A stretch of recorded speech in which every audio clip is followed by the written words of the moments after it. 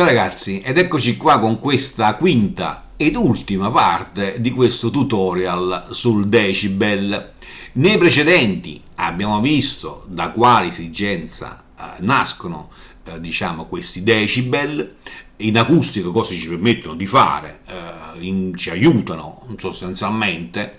Ricordo che questo decibel è una scala logaritmica, non è unità di misura, ce la troviamo maggiormente in acustica, ma non è una sua unità di misura nel modo più assoluto, è semplicemente una scala logaritmica.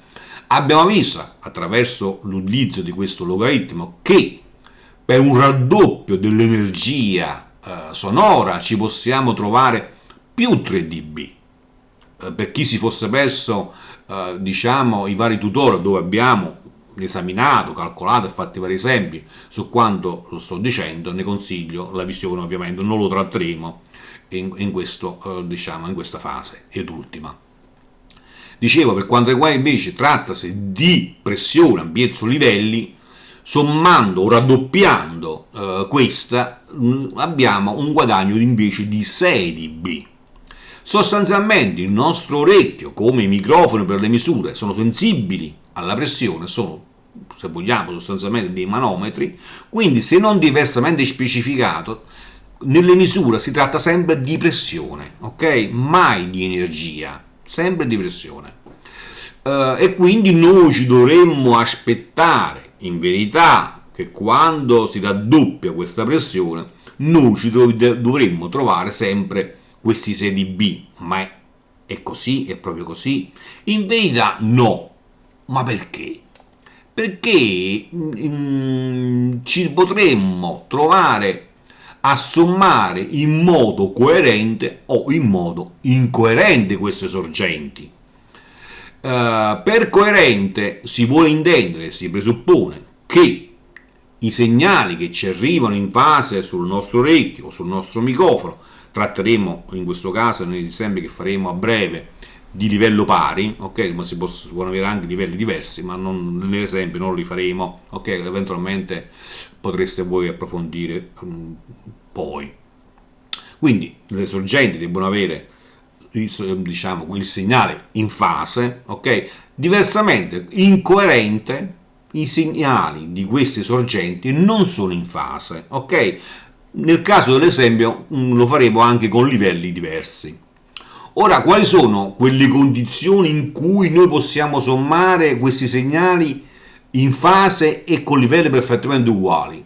Nel normale uso mai, ovviamente, o quasi mai, perché ci possono essere delle condizioni o situazioni che ci possono far avvicinare a questa cosiddetta condizione ideale in cui noi possiamo avere questa somma coerente, ok? Facciamo degli esempi per due calcoli con due sorgenti da 90 decibel, ok? Prima con la somma coerente e poi incoerente. La formuletta è questa qua: il livello iniziale di 90 dB più 20 volte il logaritmo di n, che è il numero delle sorgenti, ok? Ipotizziamo 2.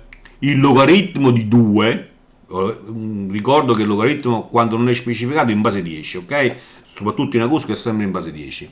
Quindi il logaritmo in base 10 di 2 è 0,3 per 20, ovvero è 6, più L che è 90, 90 più 6, 96. Abbiamo avuto i nostri fatidici più 6 decibel e ci troviamo, abbiamo confermato, ok? Nel caso invece le sorgenti, che poi è nella stramaggioranza dei casi, normalmente abbiamo sorgenti incoerenti, la formuletta è questa qua invece: 10 volte il logaritmo di 10 elevato al livello della prima sorgente diviso 10 più il livello della seconda sorgente diviso 10 più eventualmente la terza, la quarta e così via, ok? L sentiamo il livello che è 90 diviso 10 è 9, ok? Quindi 9 più 9, quindi 2 volte 10 alla nona, ok? Partendo da questo, per la proprietà del logaritmo possiamo scomporre questo in 10 volte il logaritmo di 2 più 10 volte il logaritmo di 10 alla nona. L'esponente, sempre per le proprietà del logaritmo, lo possiamo passare davanti come fattore coefficiente, ok? Quindi nel primo caso 10 volte il logaritmo di 2, abbiamo 10 per 0,3, perché il logaritmo di 2 è 0,3, ok? E ci troviamo 3. Poi abbiamo 9 volte 9 per 10 per logaritmo di 10 in base 10 che è 1, 1 per 10, 10 per 9, 90, 90 più 3, 93. Semplicissimo. Abbiamo confermato anche la seconda ipotesi. Quindi, due sorgenti in somma coerente, più 6 e ci troviamo 96. Somma incoerente, più 3, 90 più 3, 93. Ok? Qualcuno si sta chiedendo, mamma mia, per fare una somma, voglio dire, di due sorgenti dobbiamo fare tutta questa ambaradana. In verità no, si può fare anche un calcolo cosiddetto spannometrico, avvalendoci di questa proprietà che per ogni raddoppio ci possiamo trovare 3 dB per quanto riguarda una somma incoerente e 6 dB per quanto riguarda quella incoerente. Ok? In questo esempio poniamo che per ogni diffusore abbia un watt, ok? Quindi 256 watt l'abbiamo con 256 diffusori, ok? Prendiamo questa quantità, la dividiamo per 2 per sapere quanti raddoppi abbiamo. Nel nostro caso ne abbiamo avuto 8, ok? 8 raddoppi, partendo da 1 a 256 dobbiamo raddoppiare 8 volte per trovarci questo totale. Bene, per ogni raddoppio ci troviamo 6 dB per quanto riguarda la somma coerente, abbiamo 48 dB. Per quelli incoerenti, per ogni raddoppio ne abbiamo 3, abbiamo 24 dB. Se ipotizziamo che per ogni diffusore abbia 90 dB come nel precedente, dobbiamo fare per la somma incoerente 90 più 24, 114. 90 più 48, 138 dB. Ok? Ma questo calcolo spannometrico lo possiamo anche verificare con la nostra formuletta iniziale, no? Che abbiamo detto per le unità. Quindi 256, il logaritmo di 256 è 2,4 per 20, 48. Quindi questo calcolo molto spannometrico funziona, ok? Lo potete fare velocemente. Prendete la quantità, se trattasi di watt o di unità, ok? Vedete quante volte lo potete dividere per 2. L'importante è che non andate sotto all'unità. Qua poteva essere anche, che ne so, 750, arrotondate, voglio dire, ma tanto sia un calcolo spannometrico, ok? Trovate un numero coerentemente che si possa dividere per 2 senza arrivare sotto all'unità, vedete quante volte avete ottenuto questo raddoppio, moltiplicate per 3 o moltiplicate per 6, avete la coerente e quella incoerente, ok? Molto semplice. Oppure ci possiamo avvalere di queste due tabelle, una che ci mostra la somma per differenza, l'altra invece diciamo la differenza da sottrarre, diverso, vi spiego. Allora, ipotizziamo sempre le nostre due sorgenti uguali, 90 più 90. La prima ci permette di calcolare per la differenza. C'è una differenza tra 90 e 90? No, non c'è nessuna differenza, quindi è 0.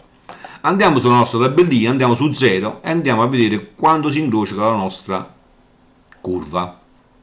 Si incrocia esattamente su 3, quindi ci dice che noi dobbiamo aggiungere 3 dB a 90. Ed è così. 90 più 90 ci portava a più 3 dB, 93. Secondo esempio, ok? Sempre in somma, solo che in questo caso sommiamo 93 e 90, 90 e 93, ok? Che differenza c'è tra 90 e 93? 3 dB. Andiamo su 3, vediamo quando va a incrociarsi e si incrocia sul punto che è pari a 1,80, questa qua è divisione per 20, presuppongo che sia un 86, ok? Quindi dobbiamo aggiungere a quella più alta, 93, un contributo di 1,86, quindi 93 più 1,86 che ci indica qua, abbiamo un totale di 94,86. Quindi la seconda sorgente da 90 dB ha dato un contributo di 1,86 dB. Ok? Andiamo a vedere questa qua per differenza in sottrazione. Abbiamo due sorgenti, ok? In questo caso, che ci danno 90 dB, ok? Ne stacchiamo uno e rimisuriamo e ci troviamo 87 dB. Come possiamo risalire a quell'altra che abbiamo staccata? Bene, andiamo su questa tabellina, la differenza è da 90, la prima misura con la seconda, 3 dB, abbiamo 3 dB, andiamo a vedere quando si incrocia, nemmeno a farlo apposta, si incrocia sul 93, ma non è un caso. Quindi 90 meno 3 90, 87, perché? L'abbiamo visto prima, 87 più 87 ci dà più 3 e quindi ci riporta a 90, quindi la seconda sorgente è anche essa di 87, perché solo se è 87 ci può dare più 3 dB, ok? Bene, potete fare tutte le ipotesi che voi volete, ma funziona così.